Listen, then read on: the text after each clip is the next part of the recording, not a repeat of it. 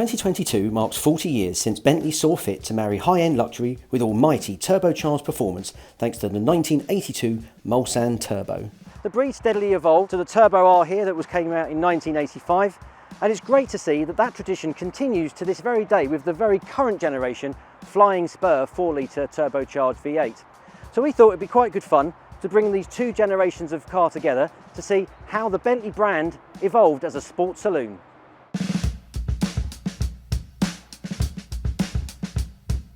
But as keen as I am to sample the new car, let's start with our own 1989 Turbo R to remind ourselves what sporting luxury looked like over 30 years ago.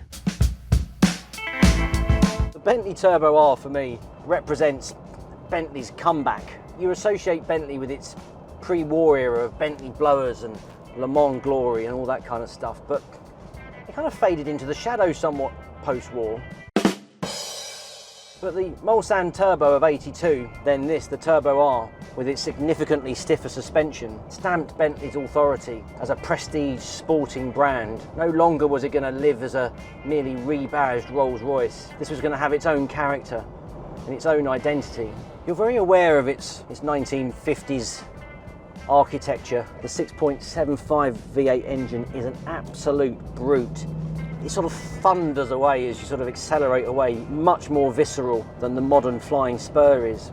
You're very aware of the car's size as well. It's 2.5 tons and 5.3 meters long. This has presence in abundance. You sort of sit quite high up in the car. It feels peerless. You get this imperial view out over this long bonnet. There's so much about it that's anachronistic, really. Its basic architecture and mechanicals date back to the 60s, but here we are in a car from the 90s, in the 2020s. In theory, it's prehistoric, and yet it's such fun. It's still got huge amounts of presence, huge amounts of character. It's about having confidence to sort of hustle it, really. Yes, it rolls and floats and wallows, but that doesn't mean you can't go fast in it when you want to. Obviously the factory was a bit coy about advertising power figures, but come the turn of the 90s the Turbo R was doing about 320 horsepower, but Herculean levels of torque, 616 Newton meters of torque, not that much off the Flying Spur that we're comparing it with today. Yeah! It's that sort of thunderous roar, it's brilliant, you really feel the experience. I love the interior of these things, loads of wood and leather.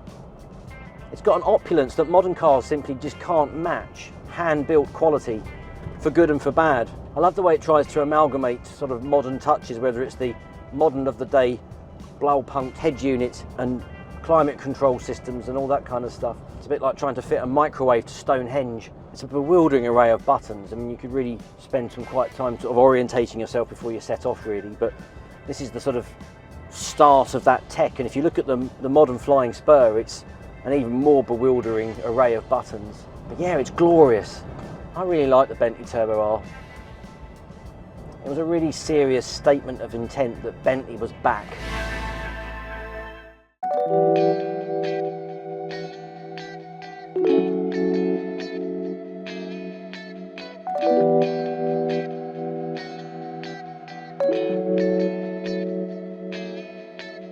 So Bentley are on something of a roll right now. They belatedly celebrated their centenary last year in 2020, having had to sort of postpone it somewhat. Since VW took over the brand about 20 years ago, it's just gone from strength to strength. The product lineup has never been better. You lead us here today with the Flying Spur, an absolutely barnstormingly good saloon car. It's got all the attributes that you would associate with a Bentley. Big, imposing design, sporting prowess, and yet a sublime comfort, a refinement.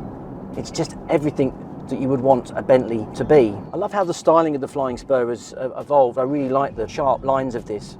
It's got a really modest coefficient of drag of just 0.29, which is surprising given that bluff front end with its very imposing grille and twin headlights. So under the bonnet we've got a very familiar 4-litre V8 engine packing a not inconsiderable 542 brake horsepower and a stunning 770 Newton meters of torque.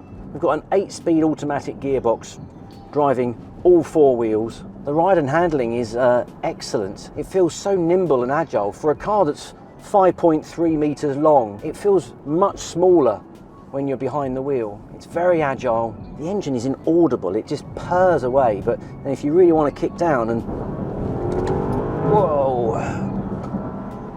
Stunning, absolutely stunning acceleration. The V8 raw is quite distant, it's still very refined, but you can play around with a few tricks around here to sort of make it even sportier and even more aggressive if you want to. The 4-litre V8 engine has got what they call cylinder deactivation, which means it can shut off 4 cylinders when it's not under any severe load, and of course that saves fuel and wear and tear on the engine. I had an old Jag that used to run on 4 cylinders, but I'm not sure that was a deliberate design function. The interior is a work of art too. It's really well designed. It's got lovely trim finishing, lovely stitching, leather. We've got carbon fibre dash inlays, analog clock in the centre console. A real sort of nod to the traditionalist there. But it's also packed with technology. We've got this massive touch screen. We've got this digital dash pack in front of me. I'm not a great fan of them in truth, but it does work very well and it looks good. Now what you've got here is a really top-notch luxury saloon that can exude refinement and sophistication, but show any sports car the best of it for sure. Just one can't deny how accomplished this package is. The Bentley Flying Spur V8 is a phenomenal luxury saloon. But then, so it should be. Its list price is £160,000. And once you throw a few options at it, which this car does have, with its sage green exterior and Sportline black accents with carbon fibre skirts, etc., the list price tops out at just over £200,000.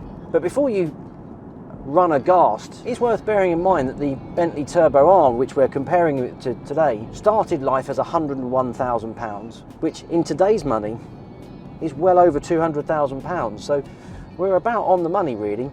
What I like about it more than anything is the confidence that it shows in the Bentley brand.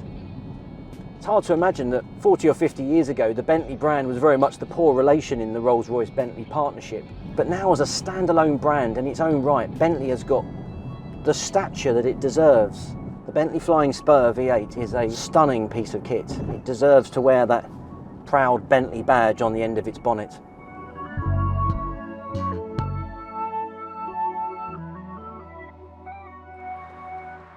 Well, that was a lot of fun comparing these two mighty Bentley sports saloons. It's great to see that the evolution has kept the tradition of Bentley intact. Both thunderous V8 turbocharged engines, both behemoths, really heavy cars that are capable of super sort of barnstorming performance. But overall, it's great to see the spirit of that Bentley Turbo R is being preserved with these modern day Flying Spurs.